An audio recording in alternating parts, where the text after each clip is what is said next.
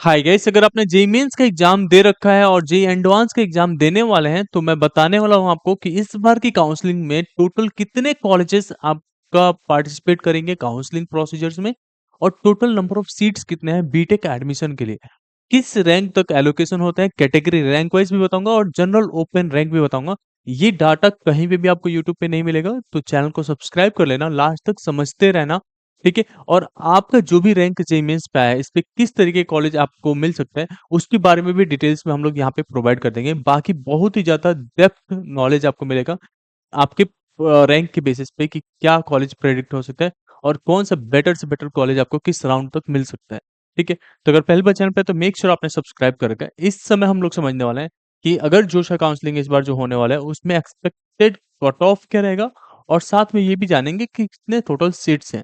तो आप लोग को पता है कि इसमें जो है चार तरह के कॉलेजेस के लिए एडमिशन्स होते हैं। सबसे पहला आता है आपका आईआईटीज, उसके बाद से आता है एनआईटीज, ट्रिपल आईटीज और अदर जीएफटीआईज होते हैं, जिसमें से 23 आईआईटीज हैं, 32 आपका एनआईटीज है, 26 आपका ट्रिपल आईटीज है और 40 अदर कॉलेजेस हैं जो ऑल गवर्नमेंट फंडेड होते हैं। ठीक है। तो टोटल नंबर ऑफ जो कॉलेजेस इस बार आने वाला है, इंस्टीट्यूट आने वाला है, वो 121 है।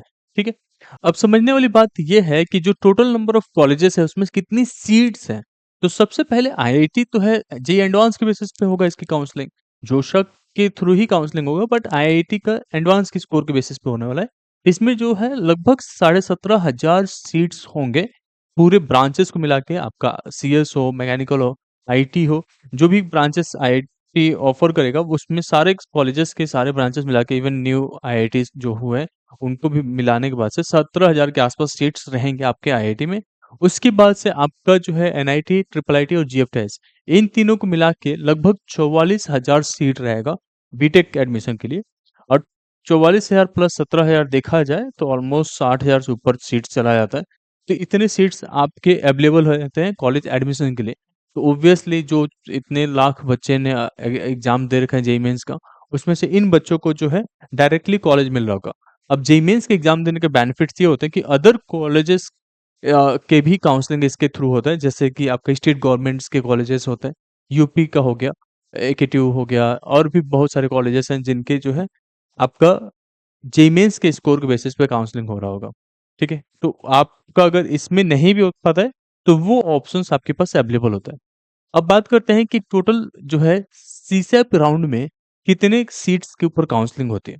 सीसैप राउंड जो होता है उसमें जो है, जो कि मोस्ट ऑफ द टाइम ज्यादा हायर रैंक वाले स्टूडेंट्स को भी इसमें कॉलेजेस मिल जाता है। ठीक है। तो इसमें जो टोटल सीट्स अवेलेबल रहता है, जो वैकेंट सीट्स जोशा काउंसलिंग से बच जाता है, ये स्पेशल जो राउंड होता है इसमें 13,000 सीट्स लगभग होता है, जिसमें से आपका एनआईटी में बचता है आपका लगभग 5,000 सीट्स, ट्रिपल आईटीज के लिए 2,500 सीट्स रहते हैं और जीएफटीआईज के लिए लगभग 5-6 हजार सीट्स होते हैं।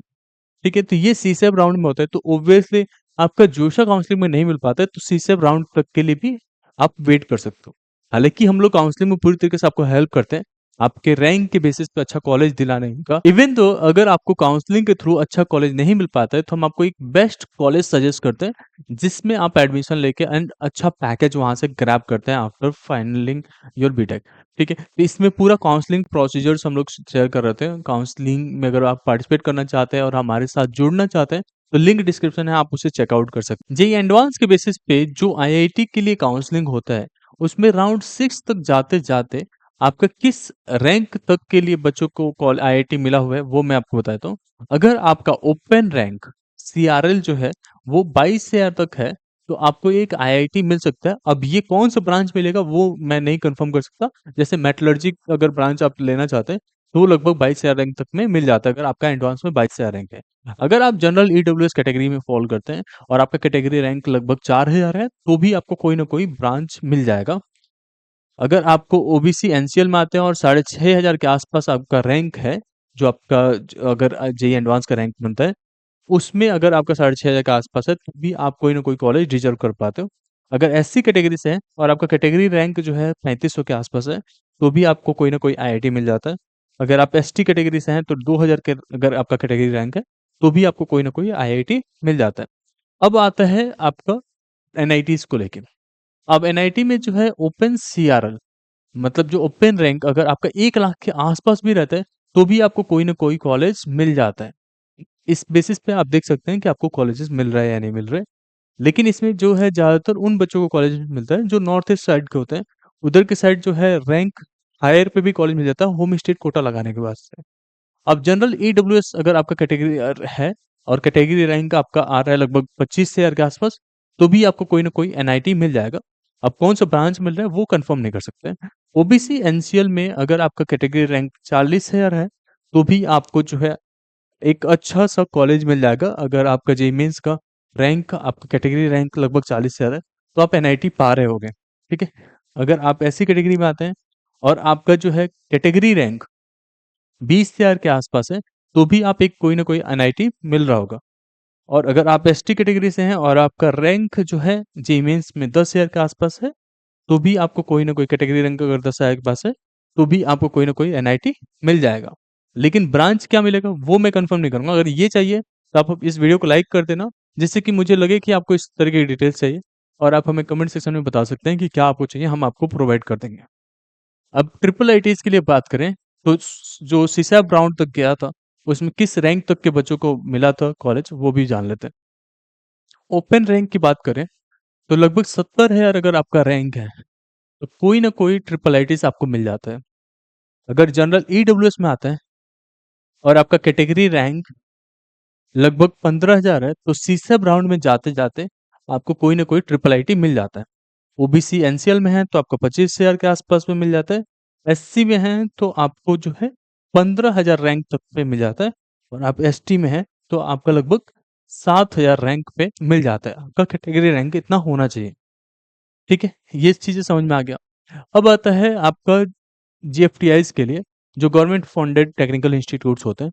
इसमें अगर देखा जाए तो राउंड 6 तक जाते-जाते और सीसैट राउंड में जाते-जाते अगर आपका 8 लाख के आसपास भी जनरल रैंक है, ओपन सीआरएल है, तो कोई ना कोई आपको गवर्नमेंट कॉलेज मिल जाता है। अब कहाँ का मिलेगा, कैसा मिलेगा, वो नहीं कह सकते, कौन-सा ब्रांच मिलेगा, वो अलग से आपके रैंक के बेसिस पे डिसाइड होगा, और मैं एक सेपरेट वीडियो में वो भी बता दूँगा। अगर आपका कैटेगरी जनरल ईडब्ल्यूएस है और आपका कैटेगरी रैंक लगभग 60,000 है, तो भी आपको कोई ना कोई जीएफटीआईज़ मिल जाता है। कैटेगरी रैंक लगभग अगर आपका 80,000 है और ओबीसी एनसीएल में आते हैं, तो भी आपको कोई ना कोई गवर्नमेंट कॉलेज मिल जाता है। अगर आप एससी में हैं या एसटी में हैं, तो आप 30,000 या 15,000 तक रैंक है जेईई मेंस में, तो आपको कोई ना कोई गवर्नमेंट कॉलेज मिल जाता है, जो सेंट्रल गवर्नमेंट फंडेड इंस्टीट्यूट्स होते हैं, ठीक है? अब ये सारा डिटेल्स रहा वो जो आपके कॉलेजेस के मिल सकते हैं। अब जो मैंने रैंक के थ्रेशोल्ड दिए हैं, मतलब जो अपर लिमिट दिया है, इस रैंक तक के स्टूडेंट्स को कॉलेजेस मिला हुआ है। तो अगर आपका 1 लाख, 2 लाख, 3 लाख तक रैंक है, 4 लाख तक रैंक है, तो कोई ना कोई गवर्नमेंट कॉलेजेस आपको मिल सकता है। बट ये डिपेंड करता है कि आप किस राउंड तक जा रहे हो। स्पेशल राउंड 2 तक जाते हो, तो सीसैट का, तब जाके आपको जो है चांसेस रहते हैं कि एक अच्छा कॉलेज मिल जाएगा। अब ये एक अच्छा कॉलेज तो हो सकता है, एक गवर्नमेंट कॉलेज हो सकता है, बट ब्रांच यहाँ पे आपको कॉम्प्रोमाइज़ करना पड़ता है। अगर आप ब्रांच कॉम्प्रोमाइज़ नहीं कर सकते, तो मैं आपको एक बेटर प्राइवेट कॉलेज रिकमेंड कर सकता हूँ, जहाँ पे पैकेजेस जो है गवर्नमेंट कॉलेजेस जैसा होता है, इवन अच्छा होता है उससे।